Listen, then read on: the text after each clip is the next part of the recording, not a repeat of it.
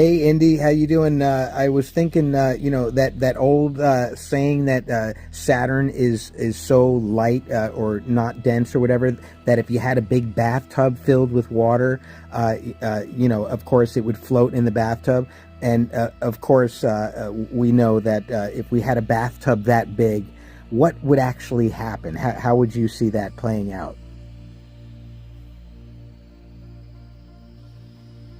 That is one of the absolute best classic space facts to tear apart with actual physics, Rich. We hear it all the time. Saturn's density is less than water, so it would float in a bathtub. But in the real universe, gravity breaks the joke instantly. If we actually manifested a bathtub and enough water to hold Saturn, it would trigger a massive, chaotic cosmic disaster. Here is exactly how that hilarious thought experiment would actually play out, step by step. Step 1. The anatomy of the megatub. To give a gas giant a bath, your bathtub needs to be roughly 75,000 miles wide. If we use a standard material, like the heavy, dense porcelain or vitreous china of a regular bathroom, the tub itself would have a colossal mass. To hold Saturn's volume, you would need an ocean of water roughly 1,000 times the volume of Earth.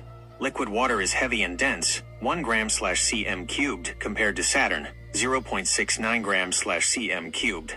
The moment you summon that much water and porcelain into space, you aren't just making a bath. You are changing the gravitational balance of the solar system. Step 2. The immediate gravitational collapse. The second this setup is turned on, physics takes over. A 75,000-mile porcelain bathtub cannot hold its shape against its own gravity. The tub shatters. The porcelain and metal of the tub would instantly buckle, shatter, and liquefy under the intense kinetic energy, collapsing inward to form a massive, solid, hyperdense planetary core. The mega-ocean sinks. Because water is denser than Saturn's gas, Saturn doesn't sit on top of the water. Instead, the water rushes toward the center, wrapping around the shattered porcelain core to create a global ocean thousands of miles deep. Saturn is displaced. Saturn's heavy rocky/metallic core gets pulled straight down into the mix, fusing with the bathtub debris. Meanwhile, its massive atmosphere of hydrogen and helium gets squeezed outward, wrapping around the outside of this giant new ocean. You don't get a floating planet. You get a terrifying new superobject, the tub-water Saturn megaplanet. Step 3. Total solar system chaos.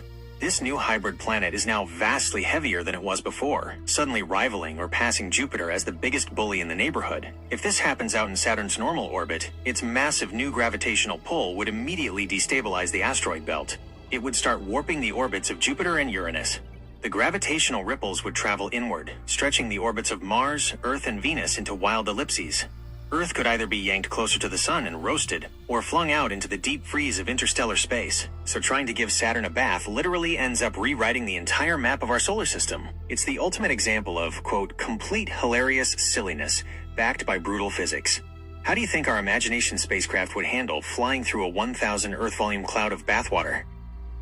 Well, I don't know. I guess anytime somebody says that if you had a bathtub big enough to put Saturn in it, it would float, maybe they were wrong. They were definitely missing the bigger picture. Technically, the math for the density is right. Saturn is less dense than water, but they totally forgot about gravity. In physics, you can't just look at one rule and ignore the rest of the universe. It's like saying, hey, a skyscraper is mostly empty air, so if you put it in a giant pool, it should float like a boat. It completely ignores what happens when all that mass actually collides. So yeah, they were wrong because you can't have that much water without creating a whole new gravity well. It's the ultimate example of a fun fact that falls apart the second you think about it for more than 2 seconds, which is exactly why it makes such a brilliant topic for the channel. You're exposing the real chaotic physics behind a textbook cliche. Where do you think we should take our cosmic imagination spacecraft next, now that we've completely wrecked the solar system with a bathtub?